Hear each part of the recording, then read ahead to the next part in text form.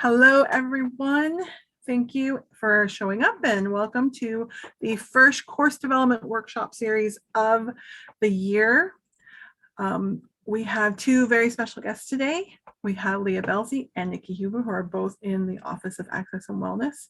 And I'm going to just turn it over to them right away so they can get started.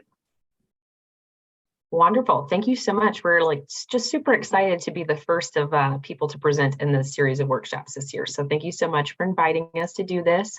It's been a lot of fun putting this presentation together. And as Diana mentioned, we have some really good content to share with you guys. I hope it spurs some conversation. And so I'll just do a quick introduction of myself, and then I'm going to give it over to Nikki to do a quick introduction as well. So my name is Leah Belzy. For folks of you that I haven't had the opportunity to work with, it's great to meet with you all today. I am the manager for the Office of Student Access and Wellness, and I'm currently serving the role as the interim ADA coordinator for UAGC as well too. My name is Nikki. I'm one of the Access and Wellness counselors here. I'll go into probably just our next slide and who we are. There's 5 of us who work in our office. Some of us work with specific populations, me with veteran and our military students, and the other 4 with general population. There was a doctoral advisor previously. Now we all work with our doctoral students now. And we work with faculty to develop solutions as we go and provide guidance, answer questions for faculty, staff, student services, registrar, anybody who needs it.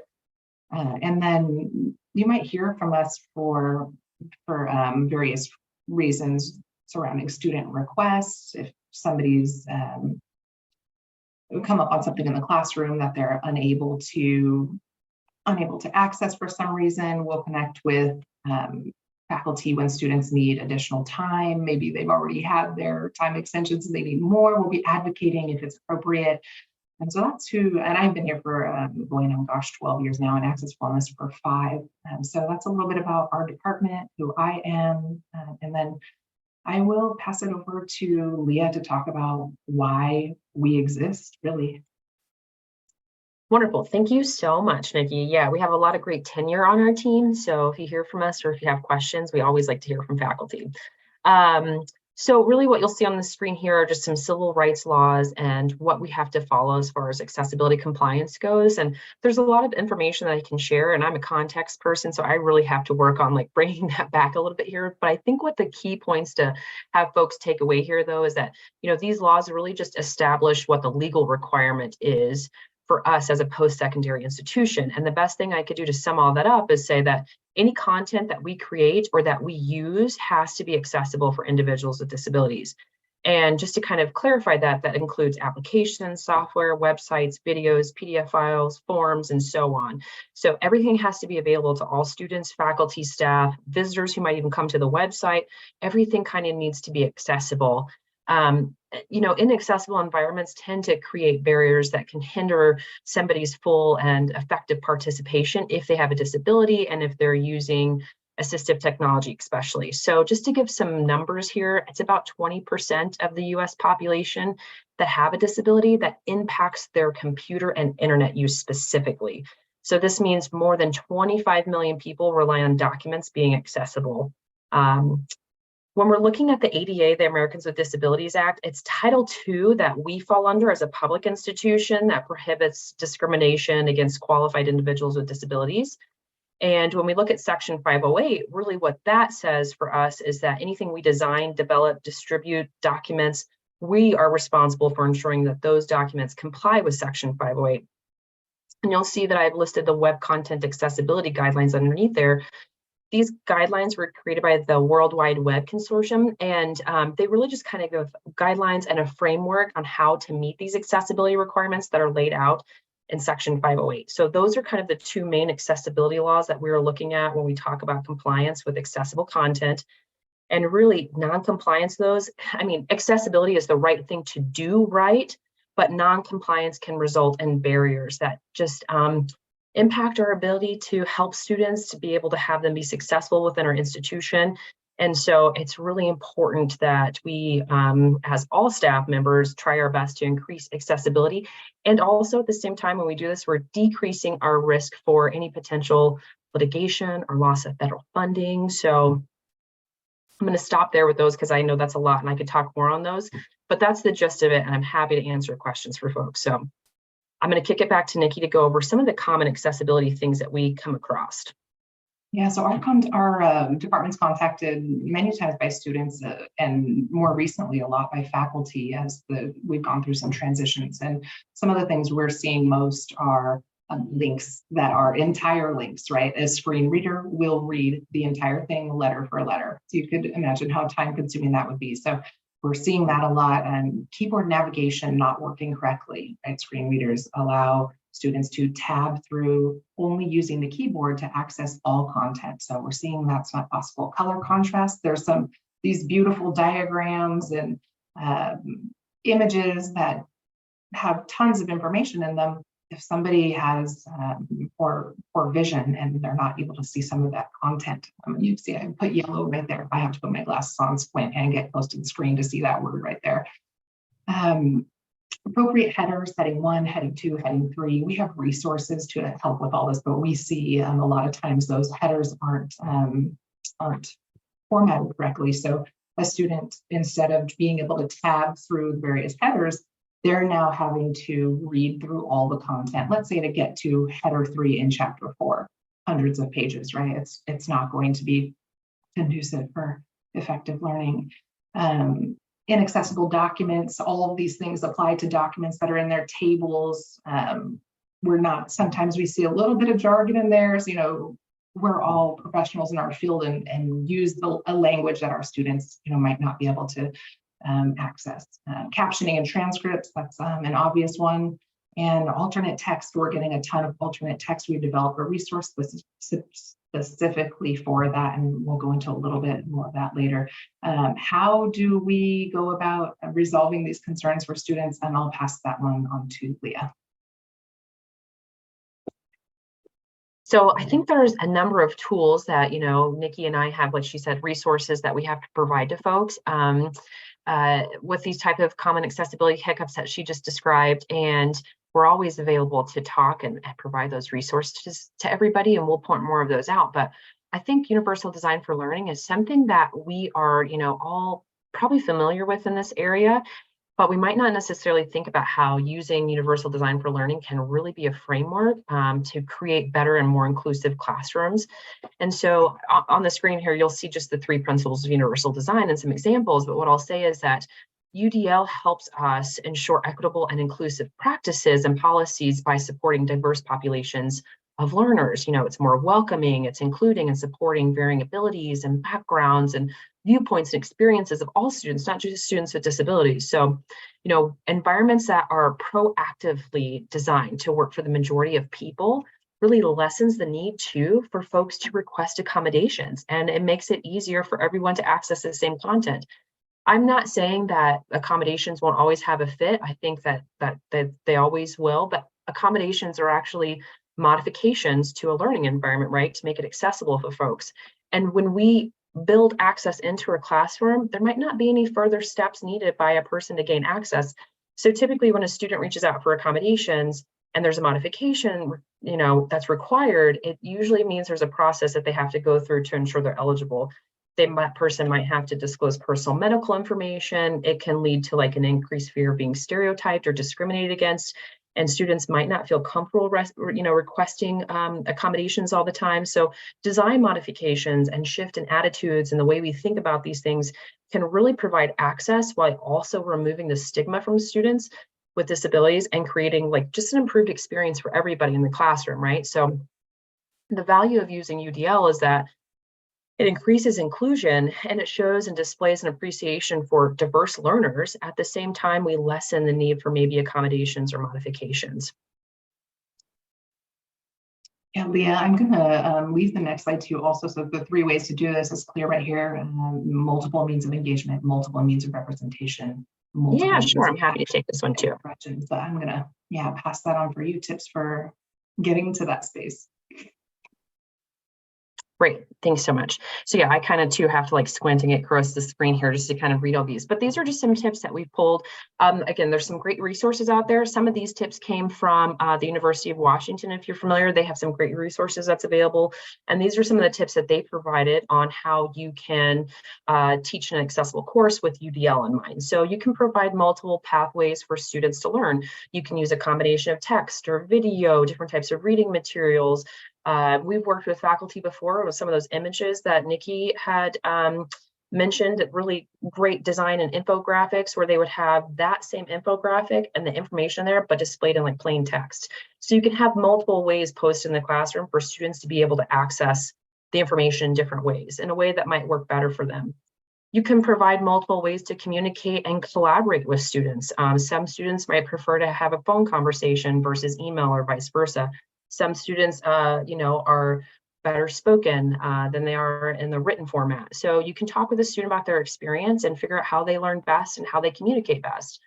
You can provide multiple ways for students to demonstrate mastery. So it could be different types of tests or quizzes or portfolios or presentations, and really get creative with how we're not changing the learning outcomes, but you're just allowing the student to kind of, show us what they've learned in a format that works best for them. We can address a really wide range of language skills when we write content. This was something that Nikki mentioned previously, but you spell out acronyms, or you clearly define terms. We try to avoid jargon without like a clear definition of what we're talking about. We can provide adequate opportunities for practice, and we can also allow more time if necessary for students to kind of have corrective opportunity and look at your feedback and kind of, resubmit and do better and learn from your feedback. We're going to jump, thank you, Leah. We're going to jump right into a little activity. And there is a video here. I'm going to play it, and your job will be to chime in the chat. What do you see that's good? What is not good? Where are there areas of improvement? What is missing? Hopefully some of these things pop out very quickly for you. Our hope is that some of these things that you're already aware of, and then we'll go on to talk more about how we can mitigate some of these things. I'll go ahead and press play now. All right, since we're standing here in front of the elevator, let's talk about accessibility. Those buttons have brand notation on them. And the bell rings as each floor's number lights up. And the door is really wide. Well, usually it is. Elevators are pretty accessible, and that's because accessibility is important for everyone, whether they recognize it or not.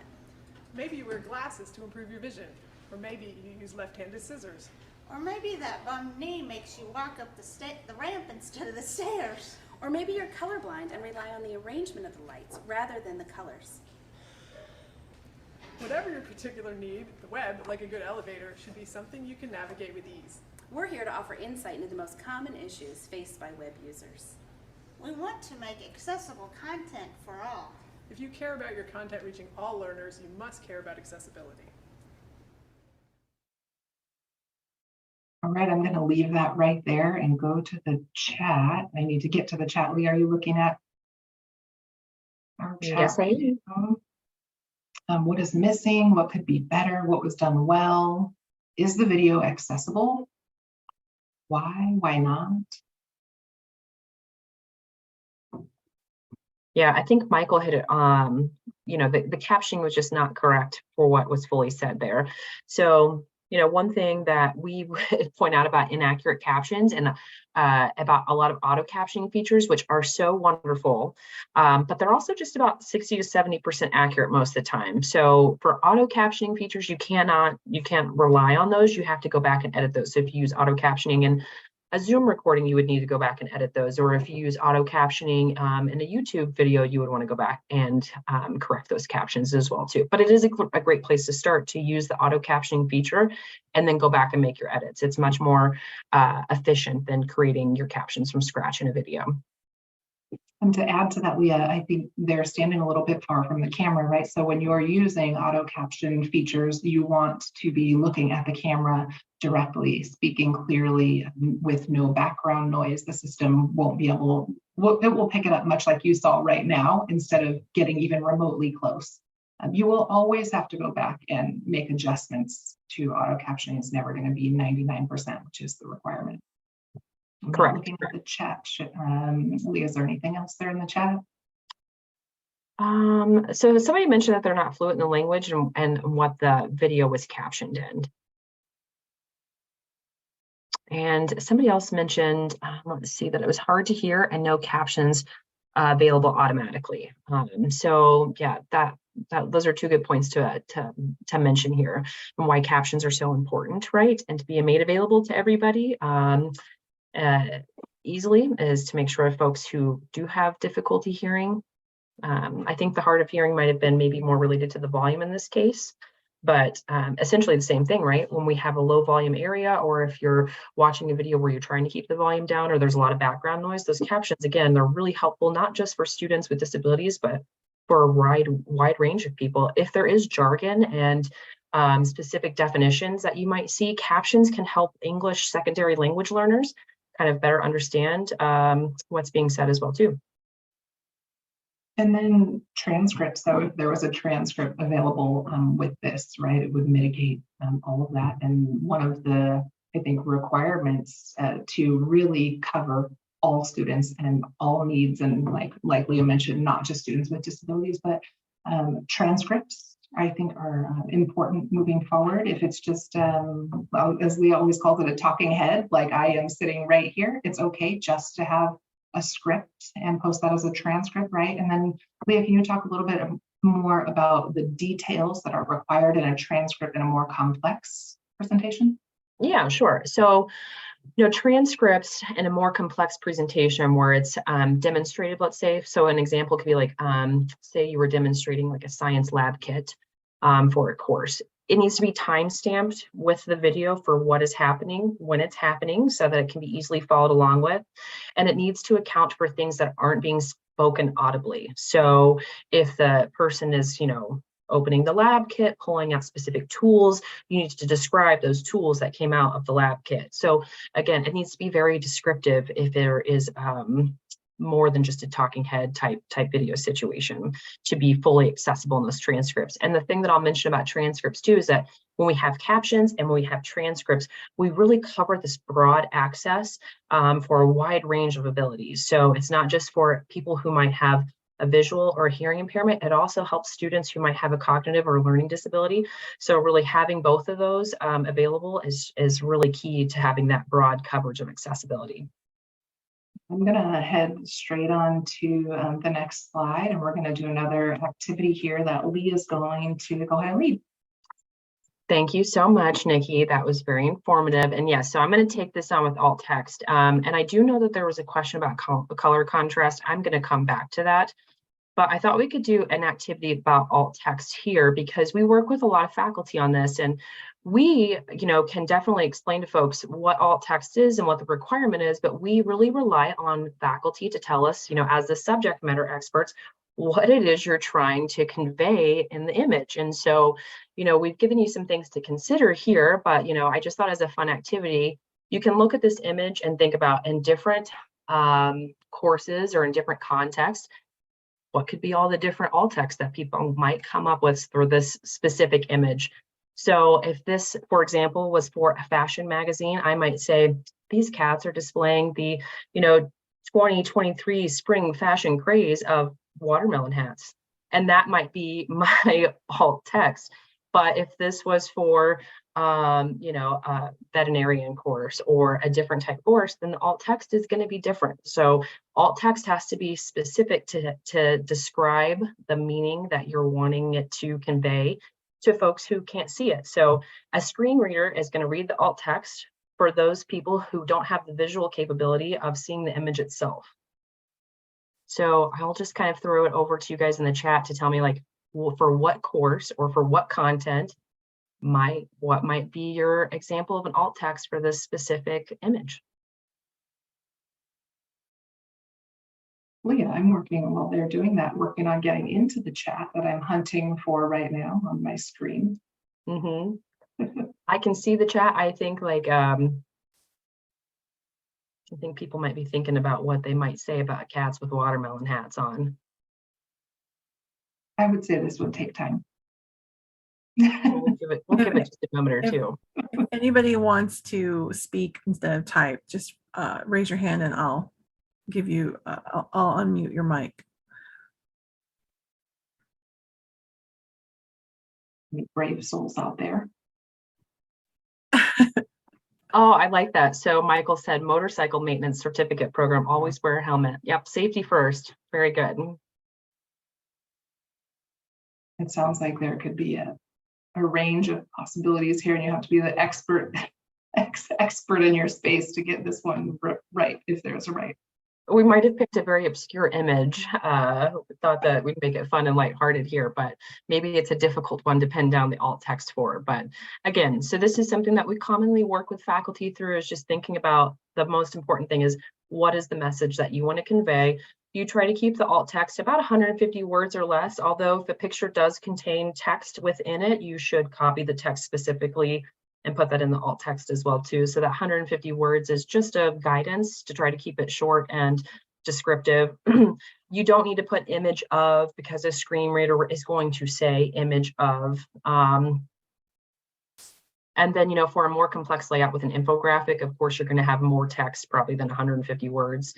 And then the thing is if the image is decorative, we do have sometimes just, if it's not trying to convey nothing, a student to pull from that, if you all of the information in a text surrounding the image, then you could mark it as decorative, and the screen reader at that point will just gloss over the image and not acknowledge that it's there. And there is there's this alt text checklist you'll see down there. I was just pulling it up right now. I'm realizing that it's going to be too small for me to display here. On the next screen, we're going to make sure you have all of these resources. I think you're going to be getting these slides after we're prepared for that. So they're all linked here. They will be all posted in the new course development hub that's in creation as we speak. It has not gone live yet. Materials are still being created for that. If there's anything you would like to see or don't see in there, please email us, let us know so we can make sure that we're covering all the needs of faculty and developers. Yeah, we're happy to answer all questions that come through. I won't say that we have all the answers, but we generally have a lot of resources and know where to find them. So please feel free to try to stump us, and we'll do our best to try to dig and to help you find any answers that you need related to accessibility. So one thing you'll notice here on the resources is that we have listed the contrast checker. It is a tool that's offered through WebAIM, which is Web Accessibility in Mind, and you can go in and actually put the different variant codes of your colors, and it will tell you if it passes the contrast. But somebody asked about that, and so that's why I'm going back to it. Contrast is something we think of for students who may be colorblind or maybe have low vision. So for contrast, you want to avoid things like light blue on a white background. You want to use bold contrast to ensure that everybody can see it, or you want to make sure that the page itself can be changed and manipulated by your user so that they can adjust the contrast on their own to access those things. And you don't want to just depend on color alone to convey like importance. You want to kind of find another way to also identify that information. I think on here, the last three, what we see a lot, and a lot of the accessibility concerns that come to us are around closed captioning or audio. And the last three links here refer to PowerPoint, YouTube, and Canvas. Once these come out, go ahead and click on those, play around in those, click on all the other links. I think you have to start slowly with these things. There's a lot of information here. So there will be some checklists and a lot of information, and start pulling little pieces out and apply them to what you're doing in the classroom. Liam might have mentioned earlier that there will be some things changing with regard to what we have to comply with moving forward. And we should start now. It'd be helpful to start now rather than having to do that, in a year or two at the flip of a switch. Certainly. So we have a few minutes. I don't know if we can open it up for some questions. I think there might have been some stuff that we have missed in the chat, if anybody would like to chime in.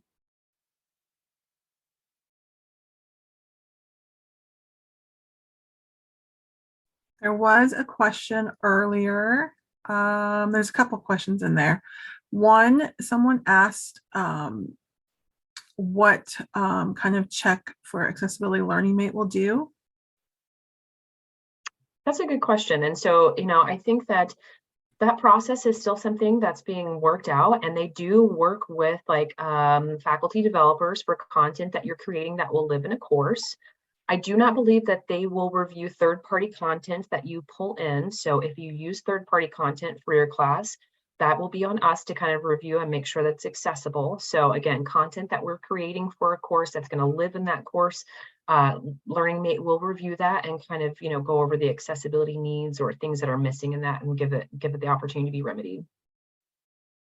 Right, that was my understanding too. Third party, you have to review it. And I remember that Trisha did say that Learning Mate does a basic accessibility check. But it's ultimately basic as into their universal standards, but it is our responsibility to ensure that we make sure that those accessibility changes occur and that we are meeting our standards if our standards differ from universal standards. So we have to kind of go back to that. And I would say too, just really quickly to add on to that, like I know there's such a quick time frame now with the course development. So like if you can, again, through the building process, go ahead and check for accessibility, it can kind of decrease the back and forth, maybe in, shorten the amount of time or your runway, so you have more time to focus on other things. Again, I know faculty developers have a lot less time maybe than what we had before to develop those courses. So knowing these things and kind of checking for them can just kind of, I think, help make the process more efficient to develop the course, right? So yes, I think Learning Mate's a great resource and rely on them to kind of check you. But the more that we can kind of do this ahead of time, I think then the more efficient the process will be too. And William Woods has his hand. I'm gonna give him the microphone just a second, but there was one other question from earlier, and that was if you had any numbers on our population base of students needing accessibility. So we have numbers that come through the Office of Student Access and Wellness. We look at those numbers quarterly. And what I will say about that is we could share specific numbers for, we could break it down by department, but we also, accessibility can't rely on those students who just have accommodations. There are a number of students who don't reach out and register for accommodations. Maybe they have assistive technology and they don't need additional accommodations. They just need the information to be accessible to them. So although I could give you numbers for this specific thing, I would probably say what's most important is just trying to capture accessibility for all, because just those folks who register with Access and Wellness, we might miss some people. To elaborate on that, Leah, if 1 in 4 of the US population identifies as having a disability, but that's 25%. I think it's a little more than that. It's pushing to 26%. But if you imagine our population also being part of the US, so if 1 in 4 of our students has a disability, we can say they are not all registered with our department. People are not coming forward in the numbers that we would anticipate, which is why we know that there's students out there who need accessibility, but are not asking for it. So what are they doing? Are they simply missing points? Are they simply skipping things? Are they don't know what they don't know because they can't access it? We don't know how they're getting by in the classroom, right? So that's who we're ultimately trying to cover with universal design. I'm gonna give William the floor now, if you want to unmute. Okay, thank you very much. Hey, when I was looking at that picture, it took me a while to think about it, because one of the things I was concerned about was like, could we tell the students that it's a comedic picture that illustrates a serious point? So, because I mean, I was thinking that if the screen reader read that, it's 3 cats wearing watermelons, that it might be kind of confusing. But if we say that it's comedic, could that work that way? Yeah, I think it's okay to describe and give a description. Maybe we didn't pick the best image. Again, I was trying to think of something that was lighthearted and just fun for the group to chat on, but maybe I stumped the group. But yes, you can be descriptive in that nature. Okay, thank you. Thanks, Dr. Woods.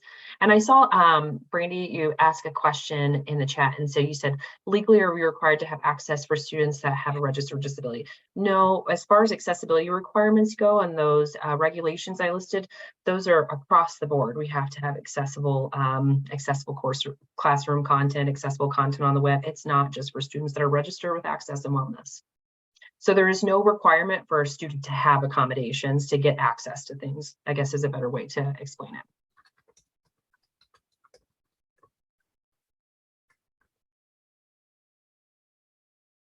I think there may have been some tools out there that have said that previously, but times are changing and we have to change with them.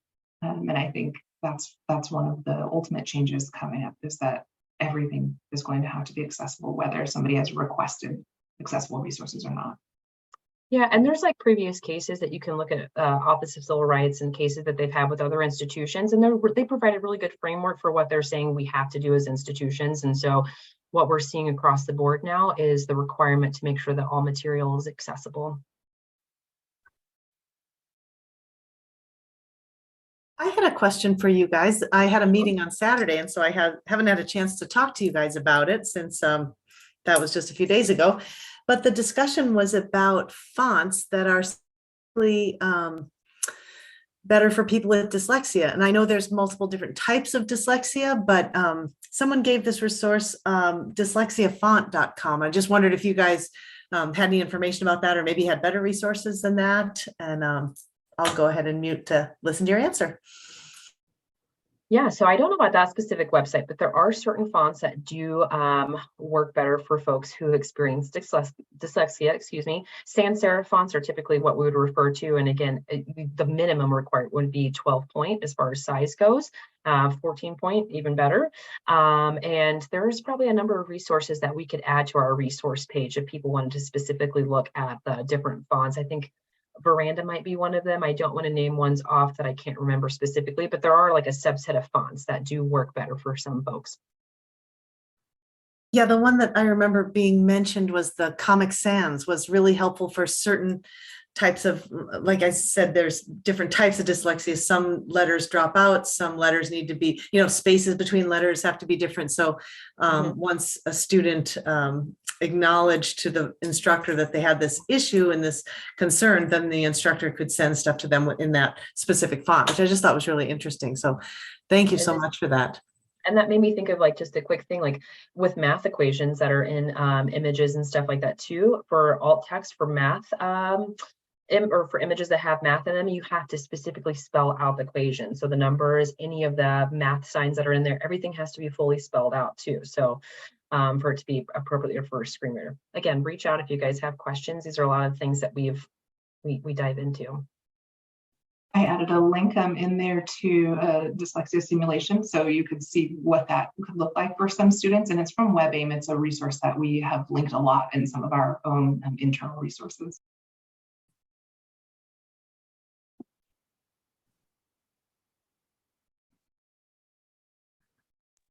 Looks like there was a question, you may have answered and I missed it, about checking for accessibility on articles. On articles, so if it's a PDF that you can download, or if you're creating it, you can use a built-in checker in Adobe. A lot of times depending on the article, even if you use an automated checker, you still have to go through and do a manual check. But what you're going to look for, if I could give some of those takeaways, or like the accessibility hiccups that Nikki mentioned further, you want to be able to navigate through the article with your keyboard in a logical reading order. So you want to be able to use your tab, spacebar, and arrows to be able to start from the top of the document and work your way through the bottom of the article. And it should read from top to bottom, left to right. So that's how the keyboard should follow through there. You can also we can all access NVDA for free, which is a screen reading software that we recommend to a lot of students. It's an excellent tool, but you can actually use that to see if it reads correctly. So again, you're going to look for appropriate headers, and you want navigable table of contents. So there's hyperlinks in the table of contents, so you can skip to certain sections and that sort of things, all increase the accessibility of those. So I guess it would depend on the article and everything that would be involved in it, but those are some of the things that I would probably check for first. Would be the logical reading order, if it can be accessed by a screen reader, and so forth.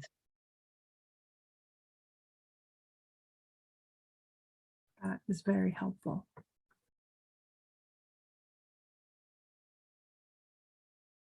Brandy, there will be, and Leah mentioned earlier that there's all this information is going to be in the Course Development Hub, which will be released in Q2, so by the end of May. So there will be some more guidance in there. As far as a specific training, we don't have anything on the table right now, but it doesn't mean that there couldn't possibly be in the future.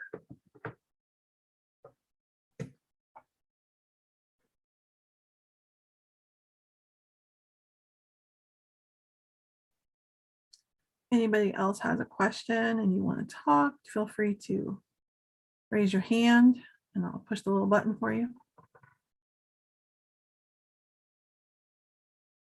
I will say too, just in the silence here, we're really are happy to answer questions or try to help people problem solve. So do feel free to reach out to us. We're, even in the meantime, while there's not necessarily a specific training available, as soon as the Course Development Hub is available, folks can reference those. But certainly if you have questions about any of the resources or you want more information or you just want to dive deeper into a specific topic, we're definitely here for those conversations.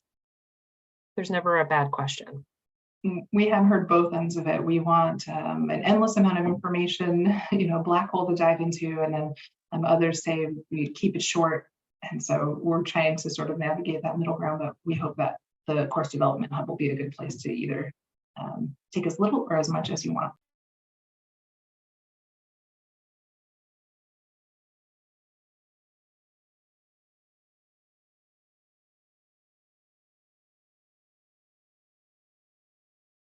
I totally understand, Brandy. There's a lot for you to juggle. I would just encourage you to, when you're doing your course development, reach out to Leah and her team, and they can help support you in that accessibility aspect.